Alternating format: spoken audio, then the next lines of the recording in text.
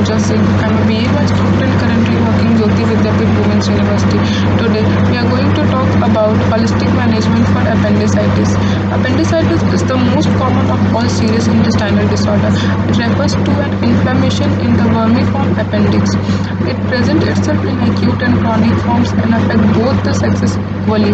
This disease now accounts for about half the acute abdominal emergencies occurring between the ages of 10 to 30.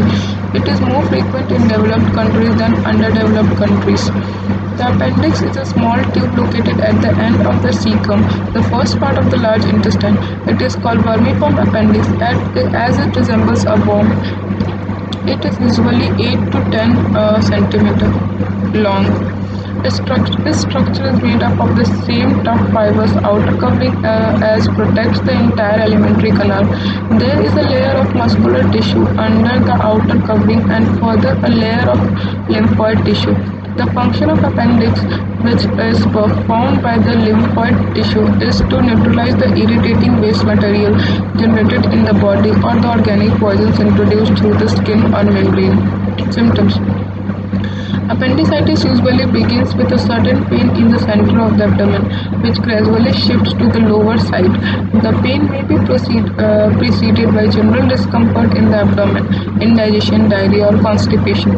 The patient usually has a mild fever varying from 100 degree to 102 degree Fahrenheit. Nausea is common and the patient may vomit once or twice. The muscles of the right side of the abdomen becomes tense and rigid. The patient draws some comfort by drawing up the right leg.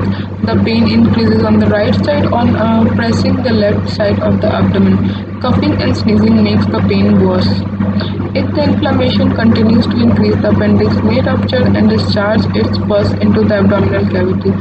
This may result in a serious state known as peritonitis. The temperature rises and the patient becomes pale and cold. This condition may call for urgent operation. In the chronic stage of appendicitis, the patient may suffer from recurrent pain in the right lower abdomen with constipation, loss of appetite, and mild nausea. Causes: appendicitis is caused by a toxic bowel condition. An excessive amount of poisonous waste material is accumulated in the calcium. As a result, the appendix is irritated and overworked and become inflamed. It is an attempt on the part of nature to localize and burn up the toxins. This condition is brought about by wrong feeding habits and innervation of the system. Inflammation of the bowel lining due to the habitual use of apparent drug is a potent predisposing factor in the development of appendicitis. Further, inflammation and infection comes from certain germs which are usually present in the intestinal tract. Now, treatment. The patient should be put to bed immediately at the first symptom of severe pain, vomiting, and fever. Rest is of utmost importance in the treatment of this disease. The patient should resort to fasting, which is the only real cure for appendicitis. Absolutely no food should be given. Nothing except water should enter the system. Low anemias containing about 1 pint. Low enemas containing about 1 pint, that is half liter of warm water, should be administered every day for the first 3 days to cleanse the lower bowel. Hot compresses may be placed over the painful area several times daily. Abdominal packs made of a strip of bed sheets covered by a dry flannel cloth bound tightly around the abdomen should be applied continuously until all acute symptoms subsided. When the acute symptoms subside by about the third day, the patient should be given a full enema containing about 1.5 liters of warm water, and this should be repeated daily until the inflammation and pain has subsided. The patient can be given fruit juices from the third day onwards. This simple treatment sensibly applied will overcome an appendicitis attack.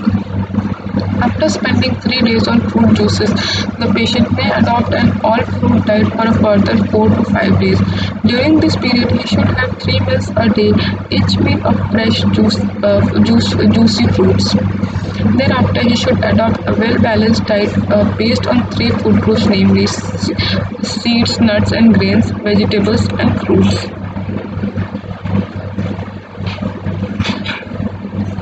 In case of chronic appendicitis, a short fast should be followed by a full milk diet for 2 to 3 weeks.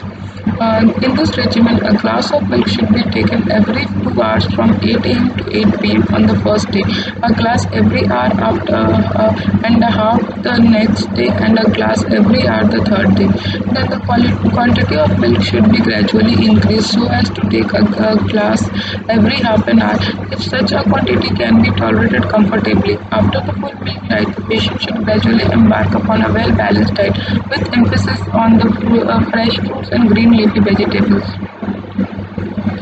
Certain vegetable juices, especially carrot juice, in combination with the juices of beets and cucumber, have been found valuable in the treatment of appendicitis. Regular use of tea made from fenugreek seeds have also proved helpful in preventing the appendix from becoming a dumping ground for excess mucus and intestinal waste. The patient of appendicitis should adopt all measures to eradicate constipation if it is habitual. Thank you.